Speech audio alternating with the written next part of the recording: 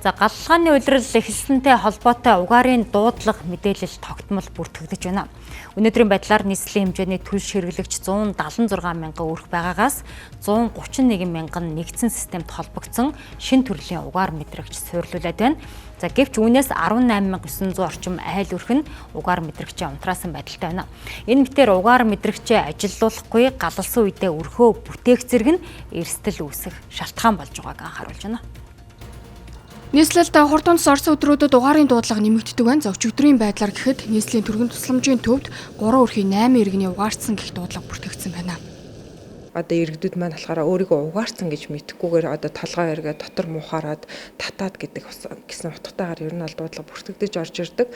Тэгээд энэ хурд тунц орсонтойгоор холбоотойгоор иргэд одоо энэ өрхөө бүтээх хамгийн түрүүнд ер нь гарч байгаа энэ угаарын хордлого үүсэж байгаа нөхрхөө бүтээж байна. Тэгээд энэ яндангийнх нь нөгөө сойлтыг хааж байгаа. Тэгээ бага насны ялангуяа хүүхдүүд эцэг эхчүүд нь одоо ийм чихтэй нөгөө нэг одоо бага насны хүүхдүүд гал төлөвтэй ийм чихтэй түлш эднэр төрсөндөө холбоотойгоор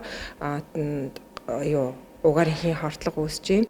Төлш хэрэглэгчдэд үйлчлэх төвдөр 20 оператор угаарын нөхцөл байдлыг 24 цагаар хянаж ажилладаг. За автомат хяналтын системээр угаарын хэмжээ нэмэгдсэн тохиолдолд тухайн өрхийн бүртгэлтэй утас руу холбогдож сэрэмжлүүлэг өгдөг байна. За харин утас нь холбогдохгүй нөхцөлд нийслэлийн хэмжээнд ажиллах 500 хяналтын ажилтнаас за газар дээр нь очиж арга хэмжээ авч ажилладаг гэлээ.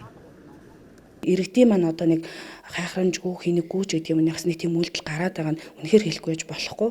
Энэ бол болохоор нөгөө төхөөрөмжөөгөө арталт нь on off гэсэн товч байдаг аахгүй. Тэрийг ингээд салгаад унтраагаад эсвэл бүр ингээд механик аргаар эвдээд авдар савндаа даалт хийх мөн дээрээс нь бүр өчигдөрхөн тохиолдож байгаа нөгөө угаар мэдрэгчийг маань ингээд бүр цонхон дээрээ гаргаад гадаанаа тавиад төмөр утсаар ингээ бэхлээд боогод баглаад тавьсан. Ийм нөхцөл байдал үүсэж байгаа. Энэ өөрөө та болон таны гэр бүлийг хамгаалж байгаа. Хамгийн түрүүнд энд аюутал үүсэж байгаа шүү гэдэг тохиог илгээж байгаа хамгийн чухал юм гэдгийг иргэд маань сайн ойлгож авах хэрэгтэй.